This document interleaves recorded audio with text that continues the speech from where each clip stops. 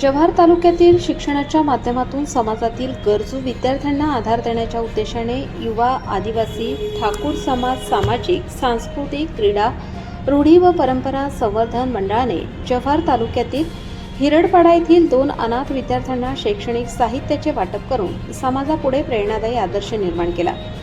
हिरडपाडा गावातील विक्रांत नामदेव डंबाळी व उत्तम नामदेव डंबाळी या अनाथ विद्यार्थ्यांच्या शिक्षणात कोणताही अडथळा येऊ नये या हेतूने मंडळाच्या वतीने आवश्यक शैक्षणिक साहित्य प्रदान करण्यात आले। यामध्ये स्कूल बॅग, वह्या, register, pen, pencil, pen box, छत्री तसेच प्रत्येकी 2 जोड सँडल यांचा समावेश होता। यावेळी मंडळाचे सल्लागार संदीप माळी, अध्यक्ष ॲडव्होकेट संजय रानडा सर आणि सदस्य जगदीश जंगले उपस्थित होते।